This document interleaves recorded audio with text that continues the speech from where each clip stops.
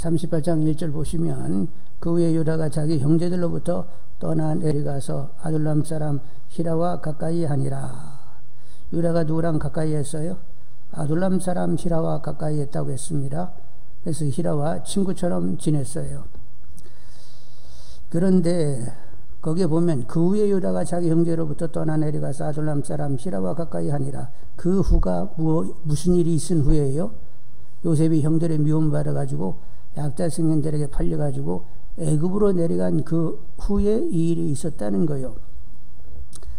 그래서 이제 유다가 아둘람 사람 히라와 가까이 지내면서 이제 그렇게 지내는데 2절에 보면 유다가 거기서 가나안 사람 수아라 하는 자의 딸을 보고 그를 데리고 동참하니. 근데 이제 아둘람 사람 히라와 같이 하다 보니까 아둘람에 이렇게 자주 갔었는데 거기서 누구를 보았어요? 가나안 사람 수아라 하는 자의 딸을 보고는 좋아했어요. 그래가지고 결국 결혼하게 되었습니다. 그래서 이렇게 이제 유다를 보게 되면 가나안 사람을 친구 삼고 그리고 가나안 여인을 아내 삼는 것을 보면 하나님 중심은 아닌 것 같다, 이런 마음이 듭니다. 여러분, 야곱 지금 누구 얘기를 하고 있죠? 유다를 얘기하고 있잖아요. 유다의 할아버지 이삭과 할머니 리브가는, 그러니까 야곱이란다. 유다에게 큰아버지가 되는 에서가 헷 여인과 이렇게 결혼을 하게 됐어요. 헷 여인과 이렇게 결혼하게 되는 것을 할아버지 이삭과 할머니 리브가가 근심을 했습니다. 왜냐하면 그 헷 족속의 여인들은 하나님을 제대로 경외할 줄 모르는 사람들이잖아요. 그래서 이제 큰아버지는 헷 족속의 여인들과 이렇게 결혼해가지고 살게 됐는데, 그래서 이제 자기 아버지, 유다의 아버지 야곱은 어디로 보내요? 바단 아람에 보내가지고 결국 레아와 라헬을 만나서 결혼하게 되지요. 그렇게 된 의도는 앞으로 태어날 자녀 손들이 하나님 중심의 신앙을 이렇게 이어갈 수 있게 하기 위한 이런 의도가 있었단 말이에요. 그래서 이렇게 할아버지 할머니는 그렇게 아버지 어머니 결혼을 어찌됐건 간에 하나님 신앙을 이어가는 가게를 만들겠다, 이런 의도로 아버지 야곱을 그렇게 결혼시켰단 말이죠. 근데 증조부 아브라함은 어떻게 했어요? 이삭을 이제 결혼시켜야 되는데, 아들 이삭을 결혼시켜야 되는데 충실한 종을 바단 아람으로 보내게 되잖아요. 가나안 여인은 안 된다 그러면서 자기 동생 부두엘의 딸을 데려오도록 했단 말이요. 가가지고 안 온다고 하면 어떻게 할까요? 걱정하지 마라, 하나님이 예배해 놓으셨으니까 하여간 가게 되면 만나서 데려올 저희니까 갔다 와. 그래가지고 이제 아브라함의 그 종이 가가지고 결국 누구를 데려왔어요? 리브가를 데려오게 되잖아요. 그래서 이삭과 리브가가 결혼하게 되었단 말이요. 다들 이렇게 여호와의 신앙이 이렇게 전수되어야 된다는 이런 의도를 가지며 결혼을 이렇게 하게 했단 말이죠. 근데 오늘 유다를 쳐다보고 있으니까 뭐 친구도 막 가나안 사람 친구 삼고 막 아내도 가나안 여인으로 또 이렇게 가나안 여인을 아내 삼는 거 보니까 영적으로 이렇게 좀 그렇게 깨어있는 사람 같지는 않습니다. 앞으로 가나안 종교 문화에 이 자녀손들이 영향을 받게 되면, 그러면 신앙을 잃어버릴 수 있다는 이런 고민, 이런 심각함을 알아야 되는데 유다는 별로 그런 것에 대해서 고민이 없는 것 같아요. 어떻게 하면 자녀손들에게 여호와의 신앙을 이렇게 계속 이어가게 할까, 이런 고민이 없는 것 같단 말이요. 그러니까 결혼은 누가 하게 하시는 거예요? 하나님이 짝을 정하여 주시는 줄 압니다. 마태복음 19장 4절 6절에 예수께서 대답하여 이르시되 사람을 지으시니가 본래 그들을 남자와 여자로 지으시고 말씀하시기를 그러므로 사람이 그 부모를 떠나서 아내에게 합하여 그들이 한 몸이 될지니라 하신 것을 읽지 못하였느냐? 그런즉 이제 둘이 아니요 한 몸이니 그러므로 하나님이 짝 지어주신 것을 사람이 나누지 못할지니라 이렇게 말씀하셨는데, 짝은 누가 지어주신다고요? 하나님이 짝을 지어주시는 것입니다. 결국 하나님이 정한 사람을 만나야 되니까 우리들은 이제 지나갔으니까 이제 앞으로 이렇게 결혼할 자녀 손들을 위해서는 어떻게 기도해야 돼요? 하나님이 정한 바로 그 짝을 만나게 해달라고 기도하는 분들이 되기를 원합니다. 근데 이제 하나님이 짝을 정해주시는데 꼭 믿는 사람만 짝을 정하는 것은 아니에요. 보면 믿지 않는데 짝이 되는 경우가 있어요. 그런데 만일 그 짝이 아직은 믿지 않는데 그래도 하나님이 정해주신 짝이라고 하면 그 사람은 나중에는 결국 믿습니다. 네? 하나님이 정해주신 짝이라고 하면 지금 당장은 안 믿어도 결국은 믿게 된단 말이요. 이제 그런 사례들을 보게 되는데 대개 이제 남자들이 결혼을 하게 되면 당신 믿지 않으면 결혼 못해요. 그래가지고 이제 교회를 나오기를 시작을 한단 말이요. 그런데 신앙생활을 하게 되고 그리고 나중에 보면 아주 큰실한 이런 신앙이 돼가지고 교회에 아주 귀한 일꾼으로 이렇게 쓰임받는 경우들을 본단 말이요. 시작은 어떻게 했어요? 믿지 않고 그냥 결혼하려고 믿겠다고 하면서 이렇게 이제 나오게 되는데 나중에 시간이 지나고 보면 어쩌면 그렇게 잘 믿는지 참, 하나님의 섭리가 대단하시다. 이런 생각이 드는 경우들이 있단 말이요. 하여간 짝은 누가 정하신다고? 하나님이 정하시는 거니까 하여간 하나님이 정한 짝을 만나게 해주세요. 정한 짝을 만나게 해주세요. 결혼할 사람은 그렇게 기도해야 되고 그리고 믿음의 반열이 계속 이어져 갈 수 있도록 해주시라고 기도할 줄 아는 분들이 다 되기를 원합니다.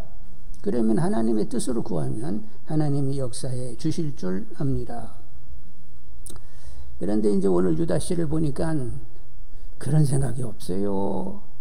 하여간 보겠습니다. 3절로 7절을 보겠습니다. 3절로 7절. 3절로 7절 같이 읽으면 그가 임신하여 아들을 낳음에 유다가 그의 이름을 에리라 하니라. 그가 다시 임신하여 아들을 낳고 그 이름을 오나니라 하고 그가 또다시 아들을 낳고 그의 이름을 셀라라 하니라. 그가 셀라를 낳을 때 유다는 거십이 있었더라. 유다가 장자 엘을 위하여 아내를 데려오니 그의 이름은 다말이라. 유다의 장자 엘이 여호와 보시기에 악함으로 여호와께서 그를 죽이신지라. 근데 이제 유다가 장자 엘을 위하여 아내를 데려왔는데 그의 이름은 다말이라는데 다말도 가나안 여인이요. 그러니까 며느리도 가나안 여인 취했어요. 근데 7절에 보니까 유다의 장자 엘이 여호와 보시기에 악함으로 여호와께서 그를 죽이신지라.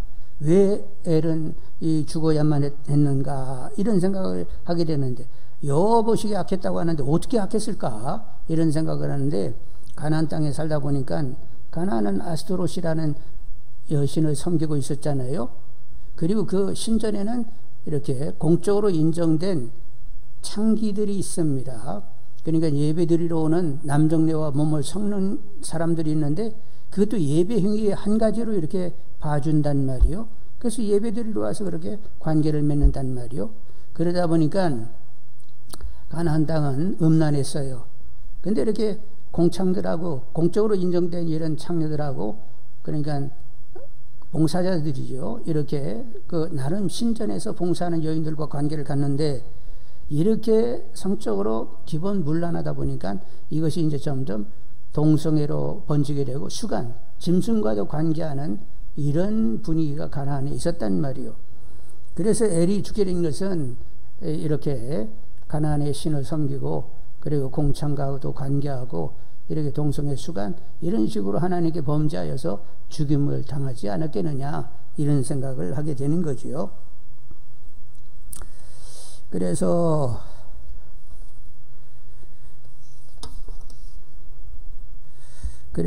우리에게 필요한 것이 뭐냐면 신앙을 바로 견지할 수 있는 영적인 공간이 있어야 한다는 거예요. 신앙을 그래도 견제해낼 수 있는 영적인 공간이 필요한데 여러분 야곱의 가정을 한번 보겠습니다. 이제 야곱의 가정이 나중에 어디로 내려가죠? 애굽에 내려가게 되는데 애굽에 어디 가서 살았대요? 고센이라는 곳에 가서 살았습니다. 거기는 이제 짐승들을 많이 치는 곳인데 애굽 사람들은 짐승 치는 일을 부정하게 생각을 했어요. 그래서 이제 고센에서 많은 그런 짐승을 치는데 이런 짐승을 치는 사람은 부정하게 여기다 보니까 애굽 사람이 고센 가서 사는 것을 꺼려했단 말이요. 그래서 이스라엘 백성들이 그 고센에 가가지고 살게 됐어요. 그래서 400년 계속 거기서 이제 400년 넘게 살게 되는데, 그러다 보니까 애굽 사람과 교류하지는 않았습니다. 여러 도시에 흩어져 살았더라고 하면 애굽파 돼버리고 여호와 신앙을 소멸할 수 있는데, 고센 땅에 가서 살다 보니까 그래도 400년이 흘러가서도 여전히 여호와의 신앙이 그래도 남게 되었단 말이요. 그래서 하나님은 이제 70인이 내려가지고 250만 가까이 중대해지게 됐는데, 그래도 그들이 여호와의 신앙을 버리지 않게 된 것은 고센에 이렇게 별도로 분리되어 살았기 때문이란 말이죠. 그래서 오늘날에도 구별된 곳이 있어야 된다는 말이에요. 영적인 고센, 영적인 공간이 필요한데 그것이 바로 가정이면서 교회라는 것입니다. 가정도 정말로 하나님을 신실히 믿는 가정이라서 가정 식구들의 구성원들의 믿음이 지켜야 되겠고, 그리고 이렇게 교회가 있어가지고 공동체적으로 신앙생활을 하는 가운데 그래도 신앙을 자극받고 계속 신앙이 지켜져야 된다는 말이에요. 교회를 중히 여길 수 있는 분들이 되기를 원합니다. 그래서 이렇게 가정과 교회가 신앙을 잘 보존하고 지탱하고 견고케 하는 이런 영적인 공간이 되게 해달라고 더 깨어서 기도하시는 분들이 다 되기를 원합니다. 8절로 10절을 보시게 되면 8절로 10절, 유다가 오난에게 이르되, 이제 형 엘이 죽었지요? 그래서 이제 유다가 둘째에게 얘기합니다. 오난에게 이르되 내 형수에게로 들어가서 남편이 아우된 본분을 행하여 내 형을 위하여 씨가 있게 하라. 오난이 그 씨가 자기 것이 되지 않을 줄 알므로 형수에게 들어갔을 때에 그의 형에게 씨를 주지 아니하려고 땅에 설정하며, 그리 여호와 보시기에 악함으로 여호와께서 그도 죽이시니. 고대 근동에는 계대 결혼이라고 하는 제도가 있었어요. 계대 결혼. 자, 형제 가운데 자녀를 두지 않고 아들을 낳지 못하고 죽는 형이 있다, 아니면 동생이 있다, 이렇게 되면 아들이 없기 때문에 그 가게는 결국 사라지게 되는 것입니다. 근데 그 형이나 동생의 이름이 계속 남고 그 가게가 유지되려고 할 것 같으면 누군가 그에게 들어가서, 그러니까 죽은 이의 아내에게 들어가서 아이를 낳게 해가지고 그 아이를 형 이름 아니면 동생 이름으로 그 형이나 동생의 그 자녀가 되도록, 아들이 되도록 그렇게 해서 형과 동생의 이름 그리고 그 가게를 계속 살려놓게 하는 계대 결혼이 있었단 말이에요. 그래서 이제 제일 큰 엘이 죽게 되니까 둘째 오난에게 너 형수에게 들어가가지고 아이를 낳아서 형 엘의 가게를 그대로 살려놓도록 해라. 그래서 계대 결혼을 이렇게 하도록 했는데, 오난이 어떻게 했다고요? 결국 내가 낳은 그 자식 내 자식이 되는 것이 아니라 형 자식이 되게 된다, 이런 생각을 하면서 그냥 거슬리는 일을 해가지고 하나님 보시기에 악하여 하나님 팍 죽여버렸다는 거예요. 하여간 그래가지고 결국 이제 엘도 죽고 오난도 죽게 되었습니다. 자, 그래서 말씀인데, 이렇게 죽임당하는 일이 있어서는 안 되겠죠?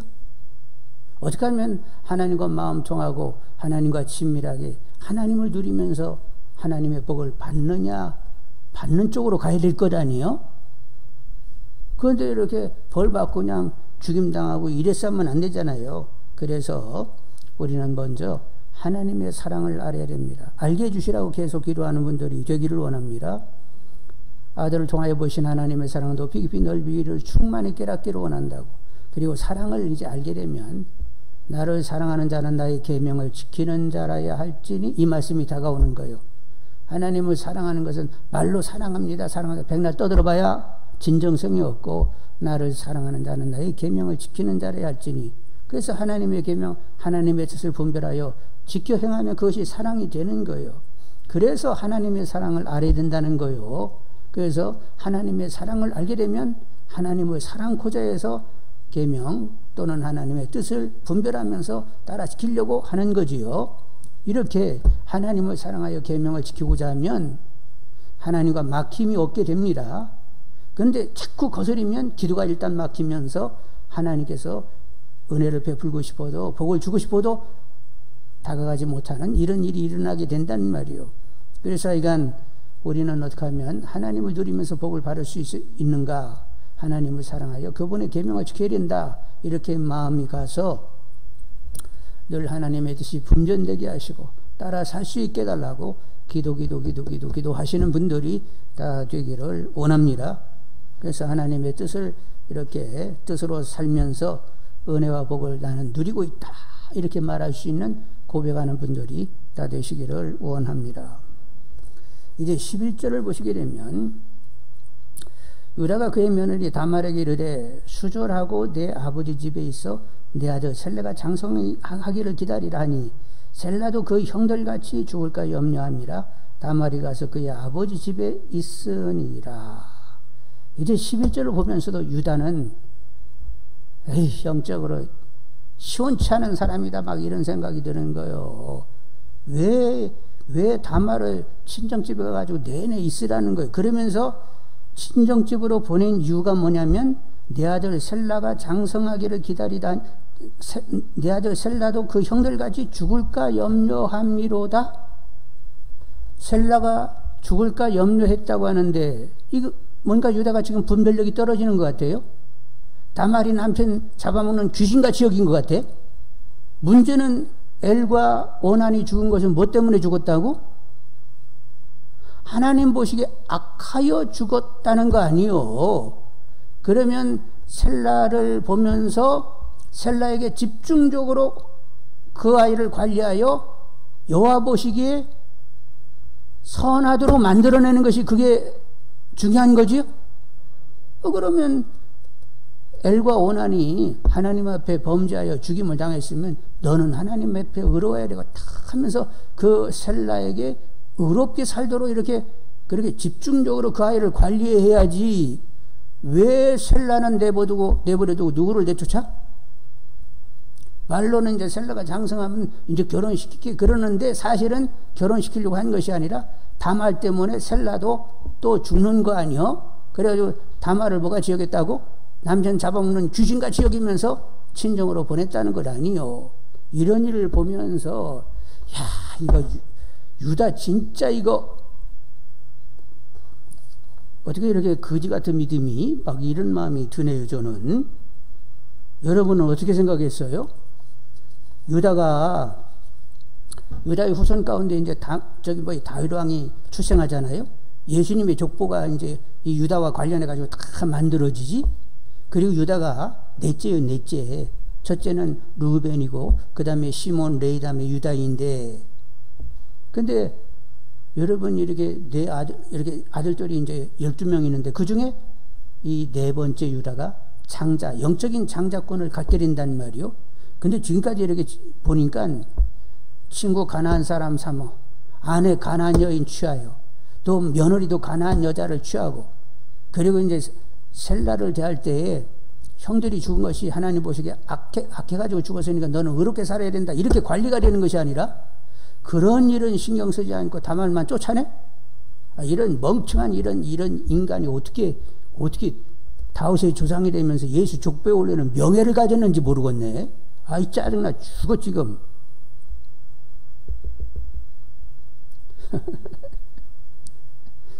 근데 우리는 다 똑같아요. 우리도 하나님 앞에는 죄인이고 원수고 혐오의 대상이고 진노의 대상일 뿐이요. 그런데 하나님은 누군가를 택하여 나 은총 베풀 거야. 그러면 베풀어 지는 것이고 받게 된다니까. 그러니까 우리 어떠하고는 아무 상관도 없고 하나님이 좋아 명예롭게 다윗의 조상이 되게 하고 예수의 족보에 네 이름을 올려줄게. 그럼 올라가는 거요. 그걸 뭐 어떻게 따질 게 뭐 있어요? 다 똑같이 문제인들이요, 죄인들이요, 예? 혐오의 대상이요, 다 멸망받아야 할 진노의 자식들이요. 다 똑같아요. 다 똑같은데 그 중에 하나님이 택해가지고 내가 너를 죄사함 받고 구원받고 내 자녀 삼아가지고 내가 너 사랑할 거야? 이렇게 작정을 하셨다는 거요. 그런데 이미 작정돼가지고 사랑이 다가오는데 왜 작정하셨어요? 작정하시고 후회하지 않으세요? 뭐 이따시 소리 백날 떠들어봐요. 어떻게 해? 하여간 사랑하기로 작정했으면 그냥 그분이 사랑을 베푸시는 거예요. 그러니까 받을 때 하여간 열심히 감사로 받으시는 분들이 되기를 원합니다. 아유, 하나님 참 이렇게 나를 사랑해 주시다니. 아이고, 황송스러워가지고 죽어요 지금. 그러니까 그런 하나님 나를 택가지고 걸고 거룩하고 흠이 없는 자녀, 예수로 쏙 닮는 자녀 만들겠다고 막 작정하고 나를 그렇게 택하셔가지고 은혜를 베푸시니까 하나님의 뜻대로 되어지기를 원하나이다 하면서 하여간 하나님의 뜻이 이루어지기를 늘 기도하시는 분들이 다 되기를 원합니다. 자, 그래서 이제 12, 13절을 한번 보시게 되면 12, 13절 얼마 후에 유다의 아내 수아의 딸이 죽은지라. 얼마 후 유다의 아내가 죽었어요. 상처를 하게 되었습니다. 그래서 이제 12절 이제 보면 유다가 위로를 받은 후에 장례를 치르고 나서 그의 친구 아둘람 사람 히라, 아까 히라와 가깝다고 했는데 여기는 이제 친구라고 써놨죠? 예, 친구 아둘람 사람 히라와 함께 딥나로 올라가서 자기 양털을 깎는 자에게 이르렀더라. 근데 이 유다의 양들이 어디에 있어요? 딥나에 있었네. 딥나에. 자기 양털을 깎는 자에게 이르렀더라. 양털 깎는 날은 농사 지는 사람이 추수한 날과 똑같아요. 그러니까 양털 깎는 날 이렇게 농사 져가지고 이렇게 다 이렇게 이렇게 이삭을 이렇게 다 베는 그런 날은 좀 축제의 날이죠. 그러니까 그때는 고기도 먹고 술도 먹고 아주 즐기는 이런 날이 되는 것입니다. 그런데 이렇게 딥나의 시아버지가 왔다는 얘기를 누군가 전해주게 되었어요. 13절 어떤 사람이 다말에게 말하되 내 시아버지가 자기 양털을 깎으려고 딥나에 올라왔다는지라. 그래서 이제 이 다말이 시아버지가 올라왔어. 시아버지가 딥나에 왔다고. 그동안에 한 번도 며느리가 이렇게 친정에 와 있는데 찾아와 주지도 않고 그냥 기다리라 하면서 셀라가 이제 장성했는데도 불구하고 세월도 흘렀는데 내내 뭣도 안 보인다고 해? 코빼기도 안 보이다가 이 딥나에 나타났다고. 그래가지고 다말이 어떤 생각을 했어요? 시아버지를 내가 유혹할 거야. 그래가지고 14절 보겠습니다. 그가 과부의 의복을 벗고 너울로 얼굴을 가리고 몸을 휩싸고 딥나 길 곁에 에나임 문에 앉으니 이는 셀라가 장성함을 보아서도 자기를 그의 아내로 주지 않음으로 말미암음이라. 그가 얼굴을 가리었으므로 유다가 그를 보고 창녀로 여겨 길 곁으로 그에게 나아가 이르되 청하건대 나로 내게 들어가라 하라 하니 그의 며느리인 줄 알지 못하였습니다. 그가 이르되 당신이 무엇을 주고 내게 들어오려느냐. 하여간 얼굴 가리고 이렇게 앉아 있으니까 이렇게 신전에 창녀가 아닌가 해가지고 너에게 들어가도 되겠느냐고 이제 이렇게 얘기했어요. 그리고 이제 양털 깎는 날이니까 술 좀 먹었겠지요? 그래가지고 이제 상처한지 제법 돼가지고 그랬어요. 그래서 당신이 무엇을 주고 내게 들어오려느냐 하고 이렇게 물었네요. 11절 유다가 이르되 내가 내 떼에서 염소 새끼를 주리라. 그가 이르되 당신이 그것을 줄 때까지 담보물을 주겠느냐. 유다가 이르되 무슨 담보를 내게 주랴. 그가 이르되 당신의 도장과 그건과 당신의 손에 있는 지팡이로 하라. 유다가 그것들을 그에게 주고 그에게로 들어갔더니 그가 유다로 말미암아 뭐 했다고? 임신을 하였어요. 어떻게 또 이렇게 임신이 그냥 그날 됐단 말이요. 19절 그가 일어나 떠나가서 그 너울을 벗고 과부의 의복을 도로 입으니라. 유다가 그 친구 아둘람 사람이 손에 부탁하여 염소 새끼를 보내고 그 여인의 손에서 담보물을 찾으려 하였으나 그가 여인을 찾지 못한지라. 그가 그곳 사람이 물어 이르되 길곁 에나임에 있던 창녀가 어디 있느냐. 그들이 이르되 여기는 창녀가 없느니라. 유다가 직접 나서지 못하고 아둘람 사람 친구에게 가가지고 염소 새끼 주고 내 물품을 좀 다 찾아와 주라 그랬는데 가가지고 이렇게 물어봤더니 이 동네는 창녀가 없다는 거요. 그래서 22절 그가 유대에게로 돌아와 이르되 내가 그를 찾지 못하였고 그곳 사람들이 이르기를 거기에는 창녀가 없다 하더이다 하더라. 유다가 이르되 그로 그것을 가지게 두라. 우리가 부끄러움을 당할까 하노라. 내가 이 염소 새끼를 보냈으나 그대가 그를 찾지 못하였느니라. 결국 이제 물품을 찾아오지 못하게 됐어요. 괜히 돌아다녀봐야 창녀도 없는데 창녀 소리 하면 뭔가 하여간 찾는 사람이 더 위신이 안 선단 말이요. 그래가지고 결국 찾지 못하고 말게 됐는데 24절 몇 달 후에? 석 달쯤 후에 그런 관계를 가지고 석 달쯤이 지났는데 어떤 사람이 유다에게 일러 말하되 내 며느리 다말이 행음하였고 그 행음함으로 말미암아 임신하였느니라. 유다가 이르되 그를 끌어내 뭐라고? 불사르라고 할 때 열불이 났어요, 안 났어요? 유다가? 불사르라고 하는 거 보니까 열불이 난 것 같아. 그래가지고 막,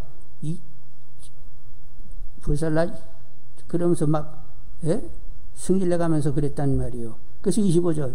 여인이 끌려나갈 때 사람을 보내어 시아버지에게 이르되 이 물건 임자로 말미암아 임신하였다. 이제 끌려가면서 사람을 보냈어요. 시아버지에게. 사람을 보내가지고 보내면서 뭐를 다 보냈어요? 도장과 끈과 지팡이를 가지고 빨리 시아버지를 찾아라. 그리고 이 사람 때문에 임신했다고 얘기해라. 그래가지고 이제 가가지고 이제 보낸 사람이 가지고 이 도장하고 이 끈하고 이 지팡이 임자가 때문에 임신을 했다니 다말이. 그래서 26절 유다가 그것을 알아보고 이르되 그는 나보다 옳도다. 내가 그를 내 아들 셀라에게 주지 아니하였음이로다 하고 다시는 그를 가까이 하지 아니하였더라. 계대 결혼이 이루어져야 되잖아요. 셀라가 장성했으니까 약간 형수하고 관계 가지고 엘의 가게를 살려내야 되는데 그 일을 유다가 막았기 때문에 결국 다말이 이렇게 나를 유혹해서 결국 아이를 낳았구나 이렇게 이제 생각이 가가지고 약간 그녀가 옳다 여기면서 그러나 그 다음부터는 가까이 하지는 않았다는 거예요. 27절 해산할 때 보니 아기가 몇이요? 또 쌍둥이가 또 태어나네. 쌍둥이가 28절 해산할 때 손이 나오는지라 산파가 이르되 이는 먼저 나온지라 하고 홍색실을 가져다가 그 손에 메었더니 먼저 나오네. 근데 손부터 나오면 안 되지요? 머리부터 나와야 되는데 손부터 나오네. 그래도 하여간 먼저 나온 녀석이라고 이게 손가락에다가 홍색실을 이렇게 묶어줬어요. 그 손을 도로 들이며 그의 아우가 나오는지라 산파가 이르되 내가 어찌하여 터트리고 나오느냐 하였으므로 그 이름을 베레스라 불렀더라. 이제 둘째가 먼저 나오고 첫째는 들어갔다가 그 다음 따라 나오게 되었어요. 그의 형 그 손에 홍색실을 있는 자가 뒤에 나오니 그의 이름은 세르라 불렀더라. 그래서 유다를 보고 있으니까 친구도 가나안 사람, 아내도 가나안 사람, 며느리도 가나안 사람, 그리고 또 창기와 몸도 섞고 싶어 하는 유다. 이리저리 보니까 진짜 다윗의 조상이면서 예수의 족보에 들어올 만한 그런 위인이 못 되는 거예요. 어떻게 이렇게 자격도 없는 사람이 들어오게 되는가 이렇게 생각을 하니까 막 짜증이 팍 나는데, 근데 처음에 저는 성경을 볼 때 유다는 굉장히 괜찮은 사람으로 봤다니까. 막 나중에 야곱이 막 유다 축복할 때 겁나게 막 축복을 하고 막 네 허리에서 막 임금들이 나오고 막 그리고 그냥 왕이 가지고 있는 귤을 갖게 될 것이며 뭐 이런 얘기들이 막 써놔가지고 와 유다는 겁나게 괜찮은 사람인가 보다 이렇게 생각했는데 이렇게 짜짜시 이렇게 들여다보니까 이거 완전히 속물이네. 그리고 영적으로도 그냥 굉장히 분별력이 떨어지는 사람이요. 그런데 이런 사람이 결국에는 놀랍게 예수의 족보 가운데 그리고 다윗의 이렇게 조상이 되는 걸 보니까 참 하여간 하나님의 은총은 은혜라고 하는 것은 자격 없는 자 그냥 하나님이 택하여 은혜를 베풀겠다고 하면 그냥 베풀어지는 것이 받게 되는 거요. 그런데 바로 우리들이 그렇다는 것 아니겠어요? 정말로 죄인이면서 혐오요 진노의 대상이요 일고의 가치도 없는 다 지옥불에 그냥 다 던져버려야 되는데 어떻게 우리는 이렇게 하나님이 택해가지고 죄사함 받고 하나님의 자녀가 되게 하시고 그리고 막 성령으로 말미암아 부어지는 사랑으로 부어내셔가면서 변하기 진짜 힘든 이 강팍한 우리를 막 변화를 주어서 부드럽게 하며 그래도 하나님께 반응하는 자녀가 되도록 그렇게 인내하시면서 막 애를 쓰시면서 막 그렇게 변화를 주시는 것을 보니까 하여간 유다같이 멍청한 친구도 그렇게 명예롭게 됐는데 우리같이 힘든 사람도 하나님께서 그렇게 사랑으로 품어내시면서 변화를 주시니 하여간 감사하고 하여간 하나님이 뜻한 바대로 변화주고 싶은 대로 하여간 저도 변화를 받고 싶으니까 하여간 변화 주시라고 계속 깨어서 기도하는 우리 모두 다 되기를 원합니다. 그래서 거룩하고 흠없는 자는 누구로 사는 자네요? 나로 살지 않고 주님으로 사는 자입니다. 그래서 예수 향기 날리면서 하나님의 이름을 높이는 하나님의 덕을 드러내는 귀한 하나님의 자녀들이 다 되시기를 원합니다. 자, 아까 두 아이가 태어났다고 했죠? 근데 누가 둘 중에 그 예수의 족보에 오르지요? 첫째일까요? 둘째일까요?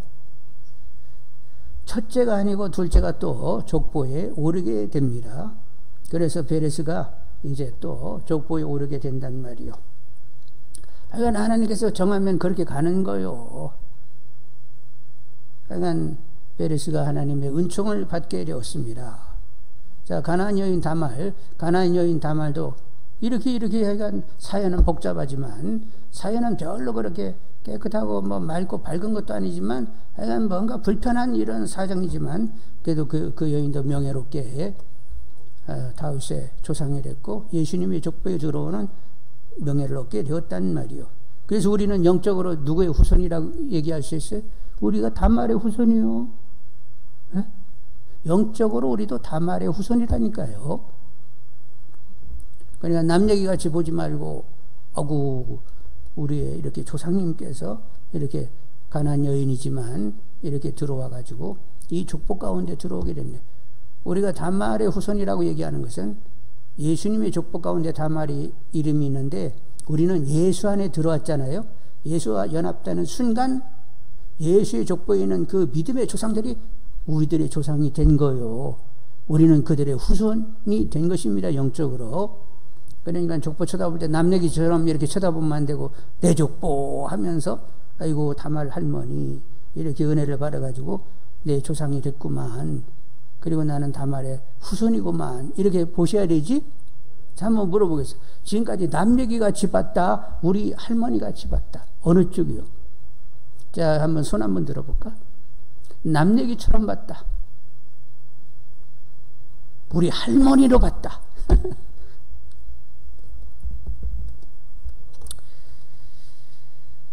다 우리는 전적으로 하나님의 은혜 가운데 이렇게 살게 되었습니다. 또 하나님의 은혜를 구하면서 결국 우리 신학의 궁극은 주님으로 사느냐 마느냐에 달려 있어요. 성령 충만하여 주님으로 살아가는 가운데 주님이 내 안에 살아계심 보이는 주님의 향기들이 다 되시기를 원합니다. 그래서 누구 이름이 높아져야 돼? 결국 하나님 이름이 높아지는 분들이 다 되기를 원합니다. 예수님의 제일 된 관심은 뭐지요? 하나님의 이름이요. 지자들이 예수님 기도 좀 가르쳐 주세요.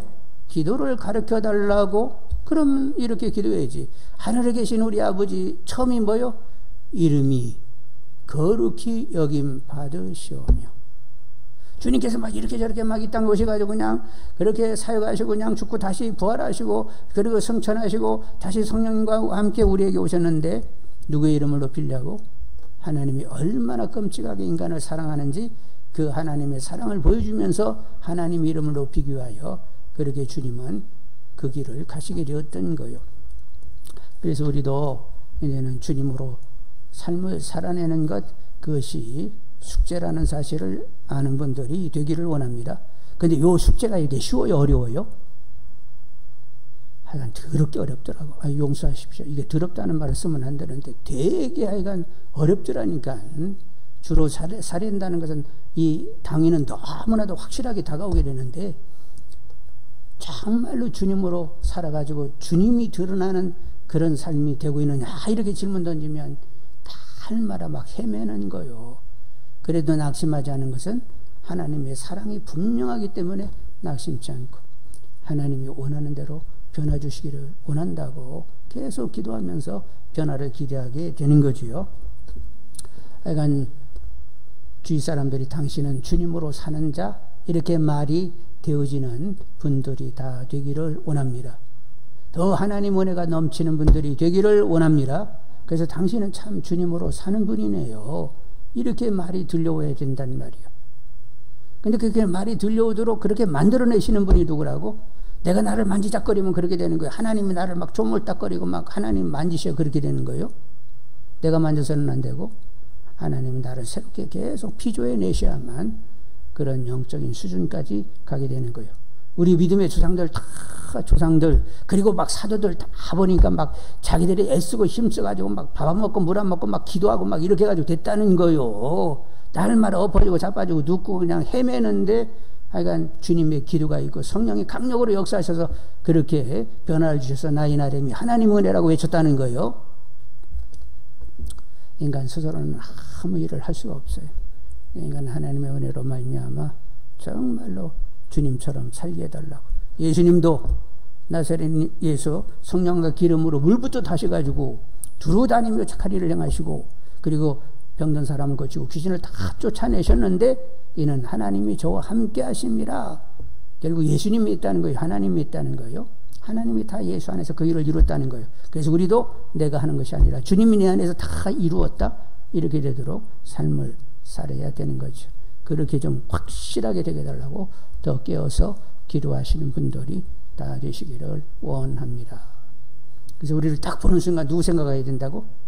예수님, 그리고 예수님의 존귀가 나타나고 있다, 향기가 있다, 이렇게 보아져야 된단 말이에요. 아유 저 승질, 아유 저 괴파감, 아이고 저 인간은 왜 저 따신지 몰라. 하여간 그 어떤 독특한 자기에게 묶여가지고 사는 이 면이 다들 있단 말이에요. 근데 자기를 벗어야 된단 말이죠.